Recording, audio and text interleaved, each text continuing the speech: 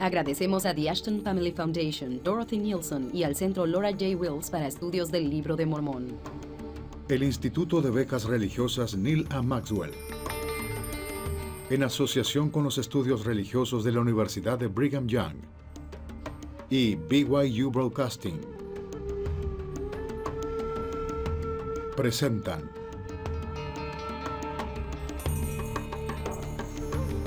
¿Quién es este antiguo personaje que aparece en el epicentro de la historia?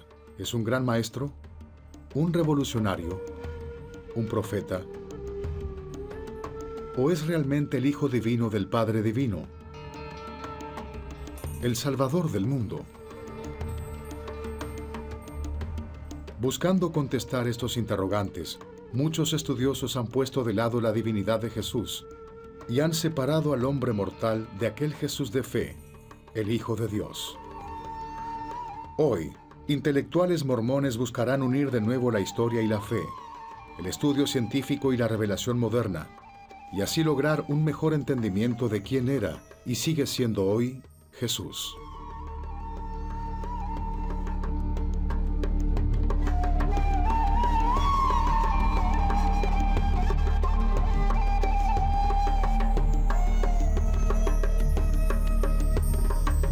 El Mesías. He aquí el Cordero de Dios. Dentro de las páginas del Antiguo Testamento, la frase "Así dice el Señor" aparece más de 400 veces cuando los profetas citan las palabras de Dios. Un ejemplo es cuando Moisés pronunció estas palabras ante el faraón, o cuando Jeremías las dijo a todo Jerusalén. Sin embargo, la expresión no se encuentra en el Nuevo Testamento. Al contrario, el hijo del carpintero simplemente pronuncia: "De cierto os digo". Desde el Sermón del Monte hasta el milagro en la tumba de Lázaro, el Dios de Israel habla por sí mismo. Él fue a la montaña, el Sermón del Monte y milagros.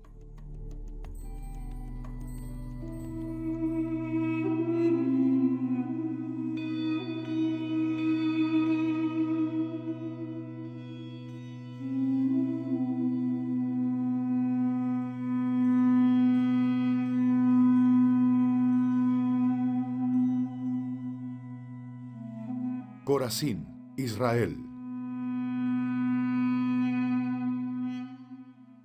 Desde finales del siglo XVIII, algunos estudiosos del Nuevo Testamento se han enmarcado en lo que ellos refieren como la búsqueda del Jesús histórico, es decir, lo que realmente Jesús dijo e hizo.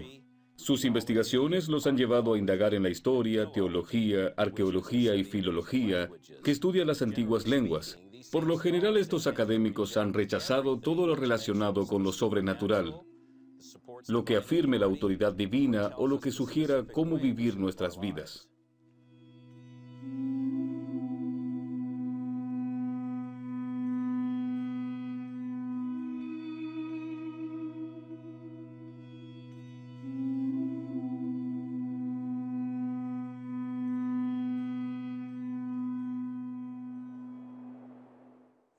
Este lugar maravilloso situado en la parte norte del Mar de Galilea es donde se realizaron muchos de los eventos en la vida de Jesús. Esto para mí es lo primero que hago para orientarme. Bethsaida está alrededor de la parte norte del Mar de Galilea, en dirección a la esquina noreste. Ese fue el hogar de Pedro, Andrés y Felipe. Sí. Allí nacieron ellos. Eso es una especie de cima, ¿no es así? ¿Es allí? Sí, la moderna excavación arqueológica de este lugar está un poco más alejada del mar. En los tiempos de Jesús, el mar estaba mucho más lejos. El río desemboca en el Mar de Galilea y de hecho divide territorios. En el lado este estaba el territorio de Herodes Filipo, uno de los hijos de Herodes el Grande, y en el lado oeste estaba el territorio de Herodes Antipas, quien fuera el gobernante de Nazaret y sus alrededores durante el tiempo en que Jesús creció. ¿No fue él también el que dio muerte a Juan el Bautista? Así es. Cruzando el río Jordán, justo donde desemboca en el mar, ahí se encuentra Capernaum. Capernaum era un lugar realmente muy importante para el ministerio de Galilea. Capernaum fue la sede de Jesús mientras él estuvo predicando. Aun cuando él viajaba por toda Galilea, siempre regresaba a Capernaum, así que este era su hogar. Él creció en Nazaret, pero realmente Capernaum era su segundo hogar. ¿Qué está después de Capernaum? ¿Por ahí se encuentra la colina de las bienaventuranzas? Es correcto. Hay una colina que sobresale. ¿Es ese el lugar donde el Sermón del Monte se llevó a cabo? Así es. Precisamente es esa pequeña colina frente a nosotros. Ese es el lugar donde Jesús dio el Sermón del Monte. Hay una pequeña iglesia allí en memoria del Sermón del Monte.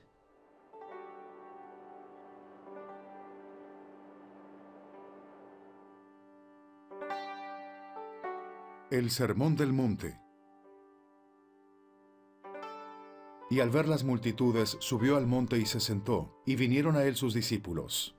Y abriendo su boca, Mateo 5:1-2.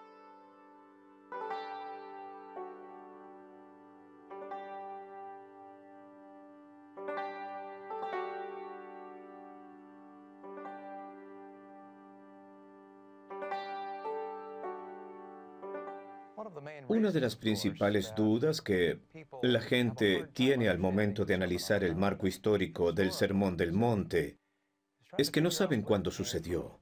¿Fue realmente un discurso que Jesús dio? ¿O es una colección de versos que tal vez Mateo recopiló después? No existe consenso alguno entre los estudiosos del Nuevo Testamento de la época en que el Sermón del Monte ocurrió. Algunos dicen que se escribió mucho después, pero otros lo ven como un texto que fue escrito antes de Mateo, un texto que Mateo encontró y que usó e incorporó en su Evangelio. Esto tiene sentido, porque una quinta parte de las palabras usadas en el Sermón del Monte nunca más las volvió a usar. Estas palabras no son las que Mateo usaba, ni tampoco están en su vocabulario. Incluso Mateo incluye partes del Sermón del Monte que son desconcertantes y no hace una pausa para explicar lo que quieren decir. Por ejemplo, la parte donde habla sobre que no debemos de lanzar perlas a los cerdos o dar las cosas santas a los perros. Parece ser una enseñanza muy importante de lo sagrado o del trato sagrado que debemos de dar a esas cosas. Pero Mateo nunca se detiene a explicar esto, lo cual normalmente hubiera hecho si él hubiera creado este texto como una introducción a las enseñanzas y evangelio de Jesús. Notamos que el sermón en Lucas es bastante diferente del sermón en Mateo. Muchos estudiosos dicen que el sermón de Lucas, que es mucho más corto que el de Mateo, probablemente refleja mejor históricamente el sermón que Jesús dio. Si asumimos esto y después decimos, bueno, es que el sermón de Mateo es mucho más largo, más detallado y más elaborado en muchos aspectos que el sermón de Lucas, entonces, ¿cómo es que la versión de Lucas fue escrita antes que la versión de Mateo? Si hubiera ocurrido de esa manera, la versión de Mateo hubiera tenido que haber sido inventada por los cristianos tiempo después. Jesús nunca habría dado el sermón del relato de Mateo. Para los santos de los últimos días esto es incongruente, ¿no es cierto? Si vemos en Tercer Nefi, el recuento del sermón de Jesús se acerca más a la versión de Mateo que a la de Lucas. Por ende, sabemos que fue un solo sermón y no una recopilación de varias enseñanzas a lo largo de la vida de Jesús. Monte Arbel. El mensaje y los milagros de Jesús han tenido un profundo impacto en la historia del mundo. Pero, ¿realmente fue Él quien hizo y dijo todo lo recopilado por los escritores de los Evangelios? ¿Podemos confiar en sus palabras? Como usted sabe, la mayoría de la investigación moderna es muy escéptica en esto. Si a esta investigación le sumamos lo registrado en el Libro de Mormón, llegaremos a la conclusión de que éste confirma a detalle la precisión histórica de los pasajes de la vida de Jesús que encontramos en el Nuevo Testamento. Correcto. En el Libro de Mormón, Jesús sana al enfermo, da vista al ciego, ordena a sus apóstoles y establece su iglesia. Aún más importante es su aparición en las Américas, ya resucitado y glorificado, de la misma manera como apareció ante sus discípulos en el Viejo Mundo. Cuando comparamos Lo que Jesús dice y hace en el Nuevo Testamento, con lo registrado en el Libro de Mormón, este confirma y corrobora que Él es el Mesías. Tanto el Libro de Mormón como el Antiguo Testamento reafirman mutuamente que Él es el Mesías. Una mejor manera de apreciar esto es tomar las enseñanzas de Jesús y estudiarlas cuidadosamente en ambos textos. Y el Sermón del Monte es una gran oportunidad para hacerlo. Efectivamente. El Sermón del Monte, Mateo 5:1-2, ocurrió en Galilea, un discurso del Señor a sus discípulos quienes estaban a punto de ser enviados como misioneros. El Sermón en el Templo, Tercer Nefi 12:14, ocurrió en la tierra de abundancia en América, un discurso dado al pueblo nefita por el Señor después de su resurrección. A menudo las similitudes entre el sermón en Mateo y el de Tercer Nefi son usadas como prueba en contra del Libro de Mormón, y se lo toma como si solo fuera una copia de la Biblia. Hace algunos años, un distinguido investigador del Nuevo Testamento, Krister Stendhal, vino a BYU y examinó y comparó el Sermón del Monte en Mateo con el Sermón en el Templo. Aún no estoy de acuerdo con todo lo que dijo. Una de las cosas que mencionó es fundamental para entender el Sermón del Monte en Mateo, incluso como santo de los últimos días. Él dijo que Jesús enseñaba como un rabino y que reinterpretaba la ley de Moisés para aplicarla en sus días. Y él dijo que Jesús no fue muy diferente a los otros rabinos del primer siglo. Pero cuando Jesús pronunció el Sermón del Templo en Tercer Nefi, él lo hizo como el Mesías. Esta es una diferencia muy importante desde el punto de vista de un no miembro. Y él llegó a esa conclusión tras estudiar muy cuidadosamente los dos textos, no solo las similitudes, sino también las diferencias. Y aun cuando las diferencias son pequeñas y pueden pasar desapercibidas, si uno lee cuidadosamente estos textos, estas son realmente significativas. Algunos de los pasajes donde él percibió estas significativas diferencias, todos empiezan con una misma frase: venid a mí. Él la dice en los versículos del 18 al 20. Observen cuántas veces aparece esta frase, venid a mí, porque en verdad os digo, ni una jota ni una tilde ha pasado de la ley, sino en mí toda se ha cumplido. Y he aquí os he dado la ley y los mandamientos de mi Padre, para que creáis en mí, que os arrepintáis de vuestros pecados y vengáis a mí con un corazón quebrantado y un espíritu contrito. He aquí tenéis los mandamientos ante vosotros y la ley se ha cumplido. Por tanto, venid a mí y sed salvos. Vemos que esta frase sigue apareciendo. Más adelante, en el registro de Mateo, en una parte, él habla de que si tienes ira en contra de tu hermano, debes dejar la ofrenda en el altar e ir y solucionar el problema y después regresar. En el versículo 23 el altar se ha reemplazado. Por tanto, si vienes a mí o deseas venir a mí y te acuerdas de que tu hermano tiene algo contra ti, ve luego a tu hermano y reconcíliate primero con él, y luego ven a mí, con íntegro propósito de corazón, y yo te recibiré. Jesús ha reemplazado el altar consigo mismo como el centro de salvación. Esto es una gran diferencia entre lo que encontramos en Mateo y lo que encontramos en Tercer Nefi. Y la última, quizás la más importante, se encuentra en Mateo. Ve y sed perfectos, aun como vuestro Padre que está en el cielo es perfecto. Mientras que en Tercer Nefi dice, por tanto, quisiera que fuesen perfectos, así como yo, vuestro Padre que está en los cielos, es perfecto. Jesús se atribuye a sí mismo la perfección, lo cual le era imposible hacer en Mateo, porque aún no había terminado su misión. Él no había efectuado la expiación ni había resucitado como en Tercer Nefi, donde él ya es un ser glorificado, y esto se refleja en el sermón, algo que no se refleja en Mateo. Estas son diferencias muy significativas entre los dos libros. No es una simple copia o réplica de la versión de Mateo. Cuando el Señor termina de dar su sermón, que el Padre le ha encomendado dar a los nefitas, se voltea hacia ellos y les dice, percibo que ustedes quieren que les muestre los milagros que realicé en Jerusalén. Y les dice que ellos tienen la fe suficiente para que Él pueda hacer estos milagros. Así que les pide traer a sus enfermos, afligidos y demás. Y en las Escrituras se dice que trajeron a gente con toda clase de enfermedades y Jesús los sanó a todos ellos. Este es un testimonio poderoso, no solo de palabras, sino de hechos. El registro bíblico de lo que Cristo hizo cuando sanó a sus hermanos y demás también se encuentra en el Libro de Mormón.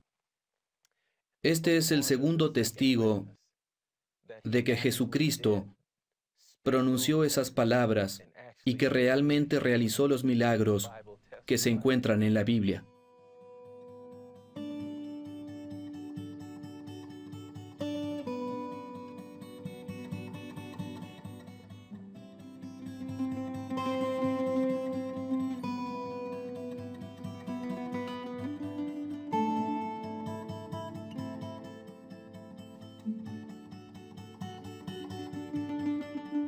Monte de las Bienaventuranzas. Un prominente historiador de la Biblia preguntó, ¿cuál es el significado del Sermón del Monte? Esta es una pregunta que los cristianos se continúan haciendo y que los teólogos aún no han podido responder concretamente. La principal razón por la que el Sermón del Monte continúa siendo un texto difícil para muchos es porque no se ha llegado a determinar concretamente si hay un solo tema o una sola lógica, o si es una colección incoherente de diferentes versos.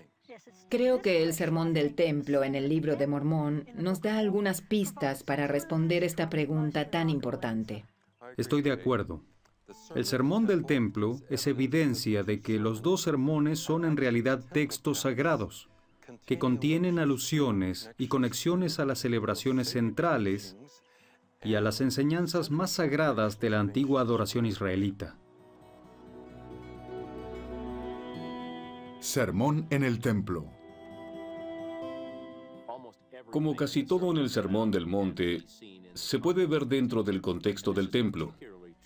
Esto es particularmente cierto en la oración del Señor, que es parte del Sermón del Monte. Jesús está instruyendo a sus discípulos en la manera de orar y del contenido que sus oraciones deben tener, así como algunas expresiones que debemos utilizar cuando nos dirigimos a nuestro Padre Celestial. Él enfatiza de nuevo a sus discípulos que ellos tienen un Padre Celestial, nuestro Padre que está en el cielo, lo cual es un concepto importante ligado al templo. A través del templo, nosotros deseamos estar ante la presencia de Dios. De esta manera entendemos que Jesús les explica detalladamente a sus discípulos lo que pasa en el templo y la manera en que deberán conducirse durante toda su vida.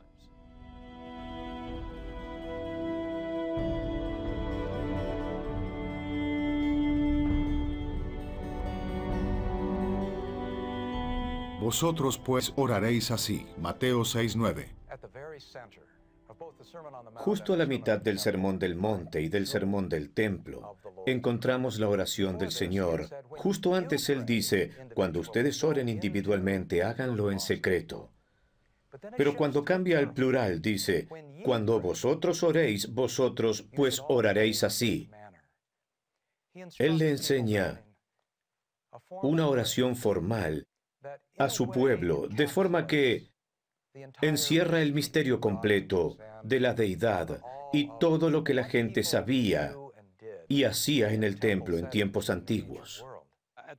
Justo al comienzo de la oración del Señor, donde se invoca al Padre Celestial, que es la manera de comenzar una oración, dice, bendito sea tu nombre.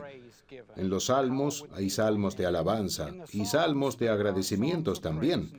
La manera en que los académicos diferencian estos dos salmos, ya que son muy similares, es que los de agradecimiento reconocen a Dios por lo que Él hace, y los de alabanza reconocen a Dios por quien es Él.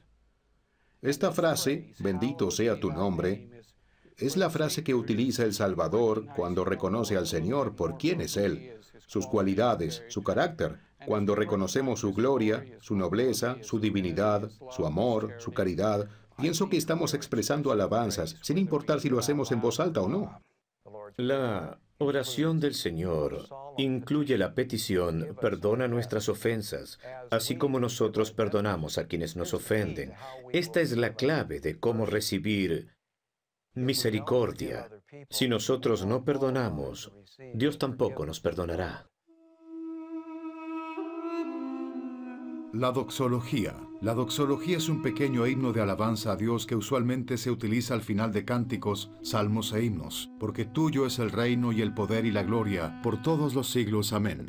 De hecho, la doxología, al final de la oración del Señor, está ausente en los primeros y mejores manuscritos del Nuevo Testamento, pero en el Sermón del Templo sí se encuentra. Entonces, uno se pregunta, ¿por qué ha sido removida de la historia de los manuscritos del Nuevo Testamento? Y está la frase, porque tuyo es el reino y el poder y la gloria por siempre. Amén. Realmente enfatiza la idea de que, aun cuando pedimos al Señor bendiciones y usamos estas bendiciones para ayudar a otros, al final todo lo que tenemos y todo lo que somos es gracias a Él. Nosotros solo le devolvemos lo que nos dio cuando ayudamos a otros. Las ceremonias en los tiempos del Viejo Mundo solo se dedicaban a glorificar y alabar a Dios, reconociendo su poder y autoridad, alabándolo, glorificándolo y sometiéndose a su voluntad. Y vino a él mucha gente.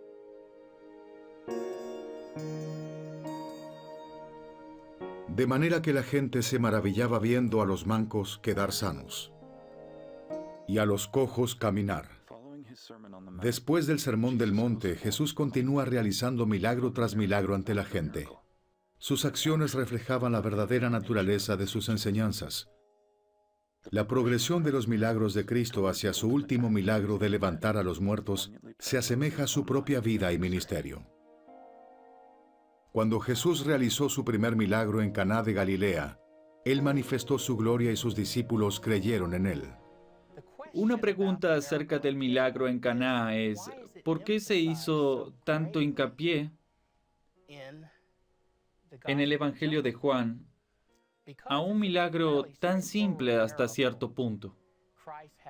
Cristo tenía botellones llenos con agua, los que convierte en vino durante una boda. Como María tiene un papel de relativa importancia en este banquete, ella estaba preocupada porque el vino se estaba acabando y le pide a Cristo que provea más. Su respuesta hacia ella parece un poco brusca, porque Él le dice, ¿qué tengo yo que ver contigo, mujer? Aún no llegó mi hora. En la traducción de José Smith, la respuesta a María es similar. Dice, ¿qué quieres que yo haga por ti? Tu voluntad yo haré, porque mi hora aún no ha llegado. Una vez más, se demuestra que María y su hijo Jesús tenían una relación muy cercana, porque María sabía que Jesús tenía el poder para solucionar esta penosa situación. El que se les hubiera terminado el vino a los novios durante su boda hubiera sido algo vergonzoso. Entonces, ¿habría visto ya María el poder de Jesús en su juventud durante esos años perdidos, de los cuales no sabemos nada acerca de él? Creo que ya había visto a Jesús usando su poder de diferentes maneras para auxiliar al prójimo, así que sabía que él la podía ayudar. Ahora, cuando él le dice, mi hora no ha llegado aún, él se refiere a cuando, según el Evangelio de Juan, él comienza su camino inexorable hacia Getsemaní y la cruz.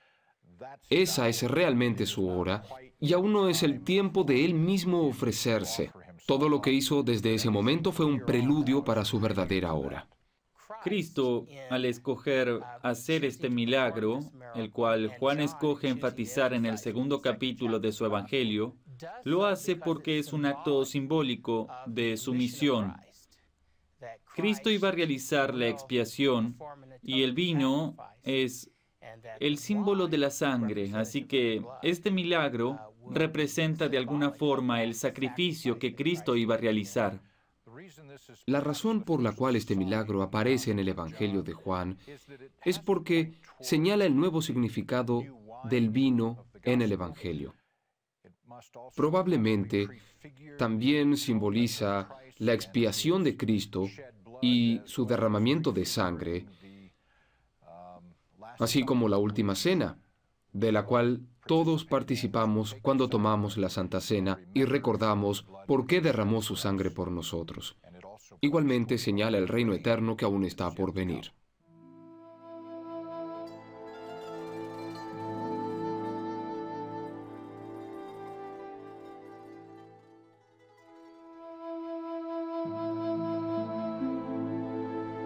Antiguas ruinas de Katzrin, cerros de Golán. Durante los siguientes meses, Jesús viajó a través de Galilea, enseñando acerca de su reino y sanando a los enfermos. Esta es la época en la que la popularidad de Jesús alcanza su clímax, donde las multitudes lo buscan para aprender más. Es de esperarse que, cuando Jesús regresa a casa en Capernaum, una multitud ya lo estaba esperando. Rápidamente la casa donde él se hospedaba se llenó y una multitud se congregaba fuera de la casa. Entonces Jesús empezó a enseñar su evangelio. Y mientras Jesús predicaba,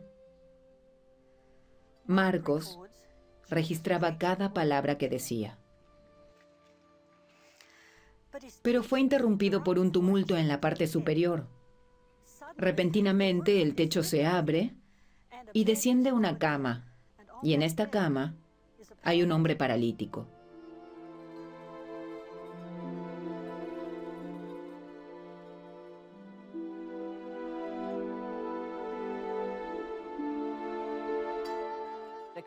Repentinamente el techo se abre, y estos 4 amigos bajan a este hombre paralítico. Hubiera sido fácil para el Salvador simplemente sanarlo, porque ya lo había hecho antes. Y dijo, tus pecados son perdonados. Este es un gran momento de enseñanza, porque nos demuestra que el Salvador no solo está ahí para aliviar nuestros problemas físicos, sino también los espirituales, que son los más importantes. No los problemas físicos, sino los espirituales. Los escribas y fariseos estaban allí porque estaban buscando una excusa para deshacerse de este hombre que decía ser el Hijo de Dios. Al perdonar pecados, él estaba declarando quién era, ya que solamente Dios puede perdonar pecados. Al hacer esto, confrontaba directamente a los escribas y fariseos.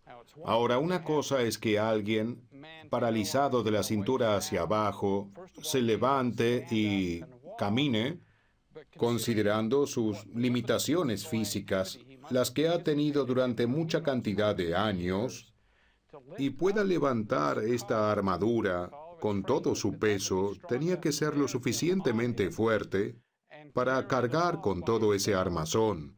Este fue un verdadero milagro, impresionante para todos aquellos que allí estaban, no solo porque este hombre fue sanado, sino también por la promesa del perdón que había tras este milagro. De esta manera, este milagro demostró que él era el verdadero ungido por el más alto. Y aconteció un día que él entró en una barca con sus discípulos y les dijo, pasemos al otro lado del lago, y partieron. Lucas 8:22.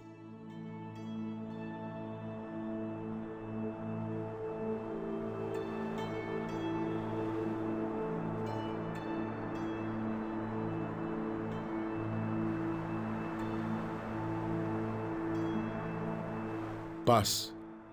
Cálmense. En los evangelios sinópticos aparece esta maravillosa historia acerca de Jesús y de los discípulos tratando de cruzar el mar de Galilea, tal vez de oeste a este. En medio de su travesía comienza una terrible tormenta, durante la cual Jesús parece estar durmiendo. Los apóstoles están muy preocupados, por lo que, según Marcos, despiertan a Jesús, quien estaba en la parte de atrás de la embarcación. Y ellos le dicen, Maestro, ¿no tienes cuidado que perecemos? Y Jesús les da una respuesta interesante. En Mateo, Él les responde diciéndoles, ¿dónde está su fe? Paz, cálmense. Al decir esto, la tormenta cesa y las olas se calman. Los apóstoles estaban asombrados y dicen, ¿quién es este que aún el viento y el mar le obedecen?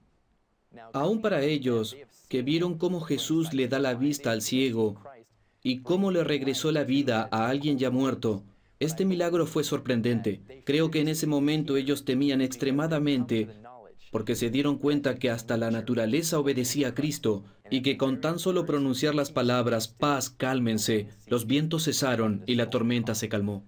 En el versículo 40, Él les responde de una manera singular. Esto incomoda a bastante gente y también me incomodó a mí por un tiempo porque dice, ¿por qué estáis así amedrentados? ¿Cómo no tenéis fe? El bote está a punto de inundarse y ellos iban a morir, así que era comprensible que estuvieran asustados. Sospecho que esta es una alegoría acerca de lo que les iba a pasar a ellos y a su iglesia. Si tomamos el bote como símbolo de la iglesia, más adelante los apóstoles estarían al mando del bote. Jesús ya no iba a estar con ellos. Luego de su resurrección, Él iba a estar muy cerca de ellos, pero su presencia no iba a estar ahí.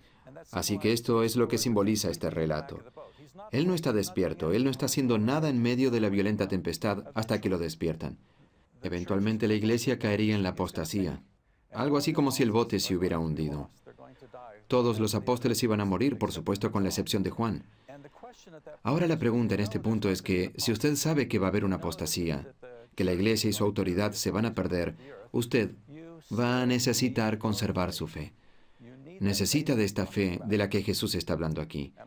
Y pienso que lo que está enseñando es que a pesar del caos y la maldad en el mundo, nuestra fe nos sostendrá a través de esto, aun si el bote se hunde. Quizás la tormenta de la que leemos aquí en Marcos pueda representar el mundo pecador y malvado en el que vivimos. Puede ser un símbolo de los tiempos en nuestras vidas en los que sentimos que no tenemos control, donde nos sentimos que estamos desesperados y que la única persona que nos puede salvar es el Salvador. Me gusta el consejo que el Señor le da a José Smith en Doctrinas y Convenios 101:16, el recordatorio, porque toda carne está en mis manos, estad quietos y sabed que soy Dios. Esta escritura y este ejemplo de Cristo calmando la tormenta nos enseña que el Señor siempre está cerca de aquellos que lo llaman en momentos de gran desesperación, y Él está siempre en control. La alimentación de los 5,000.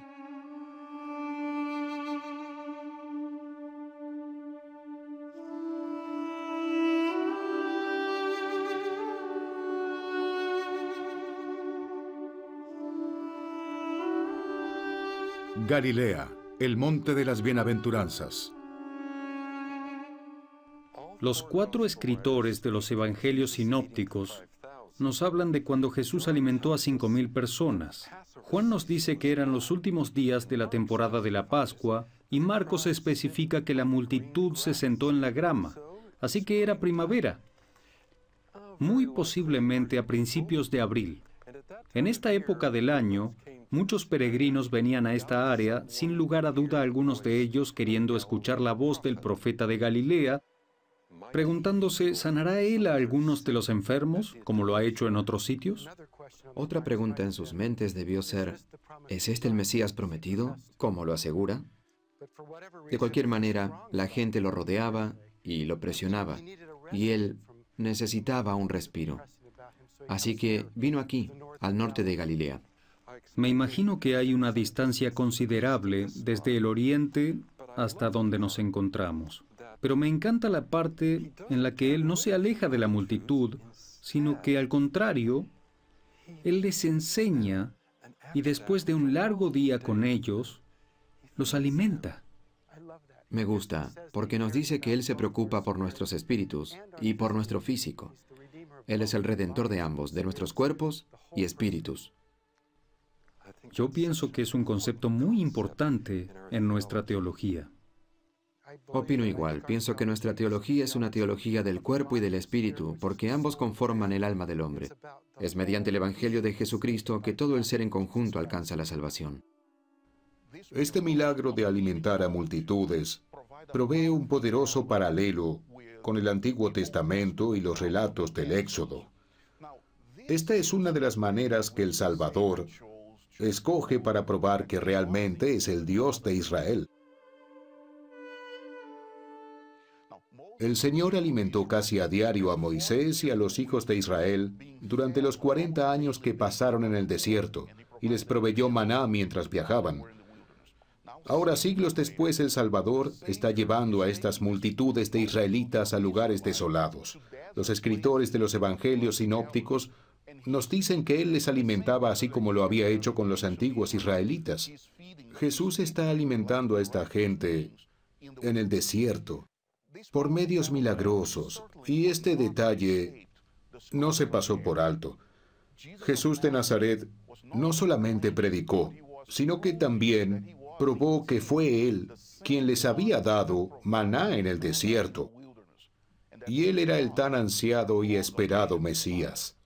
Ahora encontramos que entre la alimentación de los 5,000 y la de los 4,000 hubo otro encuentro que el Salvador tuvo con las multitudes, en la cual Él se rehusó a obrar el milagro.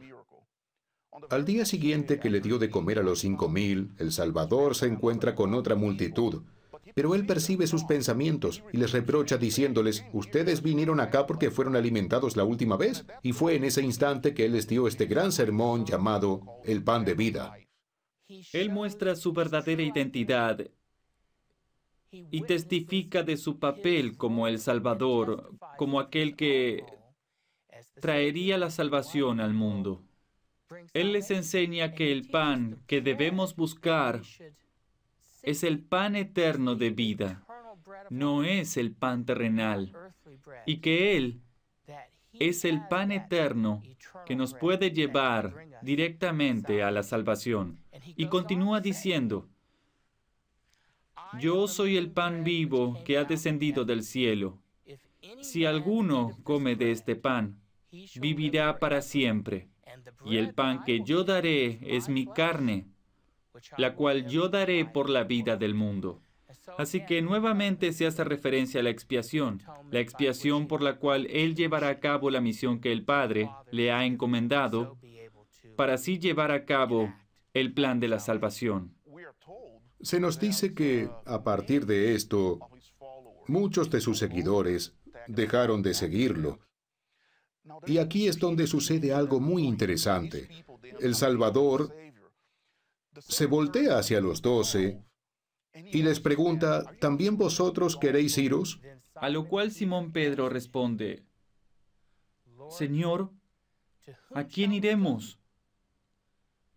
Tú tienes palabras de vida eterna, y nosotros hemos creído y sabemos que tú eres Cristo, el Hijo del Dios viviente.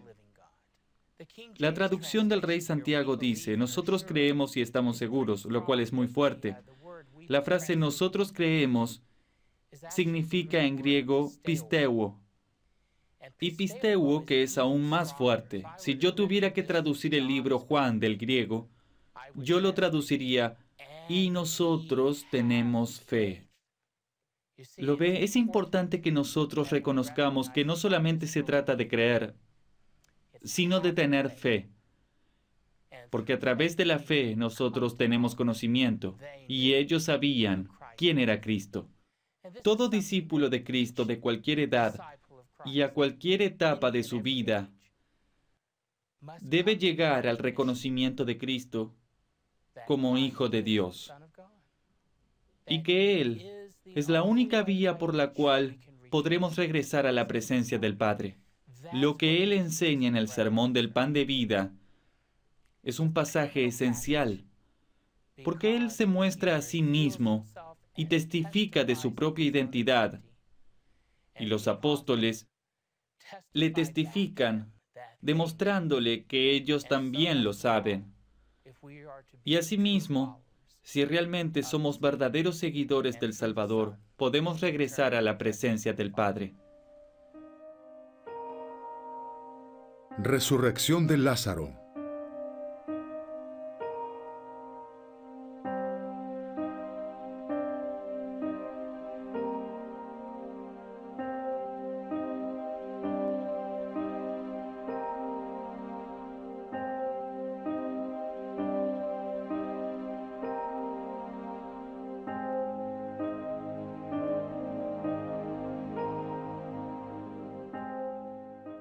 Ahora, Jesús amaba a Marta, a su hermana y a Lázaro. Si vemos la complejidad de todos los milagros, a mí especialmente me gusta la manera en que Juan los relata, porque escoge 7 milagros para explicarlo. Es todo lo que Juan nos enseña. Todos los otros milagros son relatados también por los demás escritores, pero especialmente Juan nos lleva desde la simplicidad de las bodas de Canaán hasta llegar a Lázaro. En los últimos meses, Jesús ha estado un par de veces en Jerusalén, y somos conscientes que cuando Jesús ha ido a Jerusalén, ha estado muy cerca de perder la vida. Durante esos meses Él ha estado en el área sur, y también sabemos que Él ha estado en Bethany, con María, Marta y Lázaro, quienes eran verdaderamente sus seguidores. En este viaje, el Salvador está en los alrededores de Perea, y es cuando Lázaro se enferma. Por eso, María y Marta lo mandan a llamar. Cuando le informan a Jesús que María y Marta necesitan ayuda, le dicen: «He aquí el que amas está enfermo». Ni siquiera le dijeron quién era, pero Él ya lo sabía. Él lo sabía. Y Él amaba a Lázaro, a María y a Marta. Pero el Salvador tiene otra cosa en mente en ese momento. Así que Él no va inmediatamente. Él les envía un mensaje diciéndoles: esto es por la gloria de Dios. Pero no sabemos si ellos recibieron el mensaje o si Lázaro estaba muerto para cuando les llegó. Imagínense si Lázaro estaba ya muerto cuando María y Marta recibieron el mensaje del Salvador diciendo: esto era para la gloria de Dios. Esto debió ser muy confuso para ellas. Por 2 días más el Salvador no hace nada y permanece en Perea, continuando su ministerio. Son 4 días que esperaron para colocar a Lázaro en su tumba, lo que es muy interesante, porque los judíos creen que el espíritu permanece por 3 días con el cadáver. Así que él espera hasta el 4.º día para estar seguro de que los judíos saben que Lázaro está realmente muerto. Esto no es un truco de magia, este no es algún engaño que usted pueda explicar de otra manera. Lázaro está realmente muerto. Ambas, María y Marta, permanecen asombrosamente fieles esperando la llegada de Jesús. Marta es la primera de las dos. Ella oye el rumor y se nos dice en la Biblia que sale a su encuentro. Y cuando lo encuentra, la primera cosa que le dice es una expresión de su continua e ininterrumpida fe. Ella le dice: «Si hubieras estado aquí, él no hubiera muerto». Y Jesús le contesta: «Él se levantará de nuevo». Y ella le dice: «Sí, yo sé que él lo hará», pero ella parece entender que es una referencia a la resurrección en el último día. Mas cuando Cristo le dice, en lo que parece algo privado entre ellos, Él le dice: «Yo soy la resurrección y la vida». Esta es una de las declaraciones más enfáticas en Juan, y es hecha justo en este intercambio tan interesante y privado entre Jesús y Marta. De hecho, es una de las primeras personas con las que Él es tan explícito en términos de su verdadero poder e identidad. María también escucha que el Salvador está allí y sale y está llena de dolor. Pienso que es aquí donde encontramos este pequeño y simple versículo, el versículo más pequeño de todas las Escrituras, pero tan lleno de emoción, porque nos da una percepción del Salvador de tal manera que nos enseña cómo debemos igualmente reaccionar. Cuando el Salvador ve su dolor, este gran y profundo dolor porque ellas han perdido a este hermano a quien amaban, Él sabe que en un instante se tornará en alegría, que Él va a levantar a Lázaro nuevamente. Pero cuando Él ve su dolor, leemos estas simples palabras en Juan 11:35. Jesús lloró. El Salvador, sabiendo que ellas estarían bien, siente su dolor y se conmueve tanto así que hasta llora. Y algunas personas dicen: «Oh, miren cuánto Él amaba a Lázaro». Otros anotan: «Oh, es tan terrible que Él no estuviese aquí antes para evitar esto». Jesús, conmovido otra vez dentro de sí, fue al sepulcro, la cual era una cueva que tenía una piedra puesta encima. Dijo Jesús: «Quitad la piedra». Así que Él iba dispuesto a hacerlo. Marta, quien antes había demostrado una fe tan grande, incluso dijo, yo sé que lo que pidas Dios te lo dará. Creo que ella comienza a aceptar la realidad, ya que la tradición judía en aquel tiempo era sepultar a alguien muy rápido. Y él ya había estado en la tumba por un largo tiempo. Y ella le dice, Señor, hiede ya.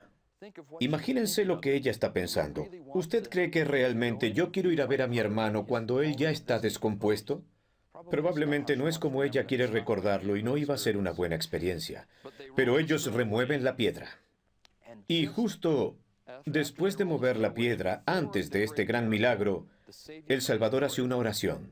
Noten que esta es la tercera vez en que Él hace un llamado, no hacia sí mismo, sino hacia su Padre, y esto es algo constante en su ministerio. Justo cuando está a punto de hacer su gran milagro, Él se asegura de no perder la oportunidad de guiar a todos hacia el Padre. Así que en el versículo 41 de Juan capítulo 11 dice, quitaron la piedra de donde el muerto había sido puesto, y Jesús, alzando los ojos a lo alto, dijo, Padre, gracias te doy porque me has oído. Yo sabía que siempre me oyes, pero lo dije por causa de la gente que está alrededor, para que crean que tú me has enviado. Noten nuevamente que él pudo haber agradecido al Señor silenciosamente, porque sabía que el Señor iba a estar con él. Mas él lo dice en voz alta para que todos sepan que él solo está haciendo la voluntad del Padre y que es el enviado de Dios. Cuando hace su gran milagro, la atención no es dirigida hacia él mismo, sino hacia el Padre, para decir que Él está allí para cumplir la voluntad del Padre.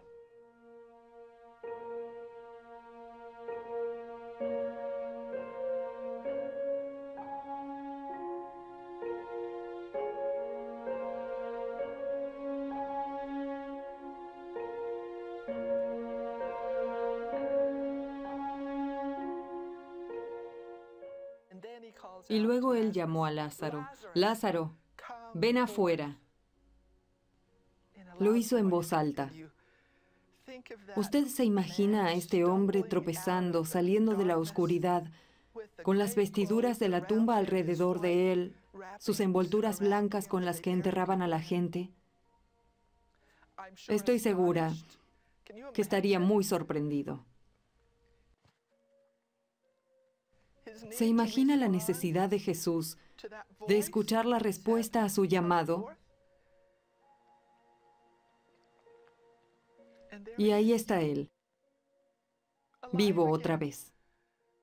María y Marta sabían que él resucitaría en otra vida, y aunque esto estaba bien, ellas estaban tristes porque él había muerto, y de pronto él estaba allí.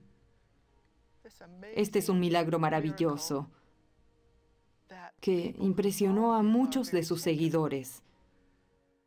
Para aquellos que estaban buscando un error para acusarlo ante las autoridades y decirles quién y qué profesa ser, fue la base de los cargos por los cuales él fue juzgado.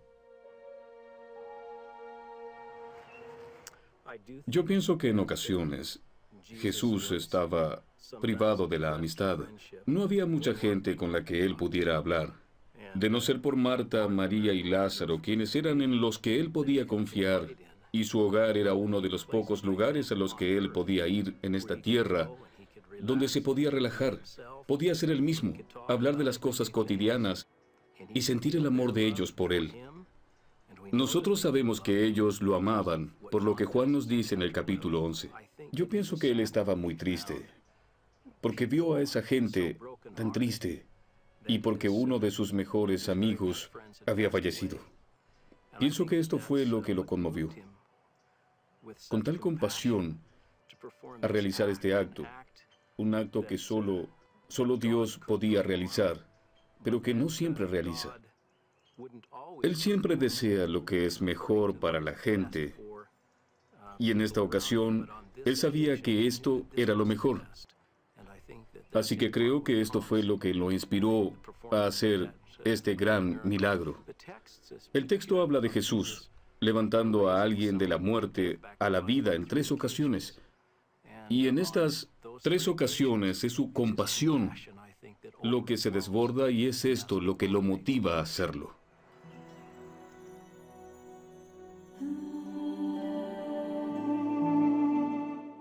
A medida que él transforma el agua en vino, A medida que Él cura al paralítico, que calma el tormentoso mar, y sus palabras traen a Lázaro de vuelta a la vida, Jesús realiza milagros que maravillan a las crecientes multitudes. Para muchos, sus milagros y sus sermones representan una prueba irrefutable de que Él es el prometido Mesías, el Hijo de Dios. Para otros, sin embargo, sus obras y sus palabras son una herejía, acciones que ameritan la muerte. A los pocos días de levantar a Lázaro, la misión y el ministerio de Jesús culminarían, y Él torna su cara en dirección a Getsemaní y el Gólgota.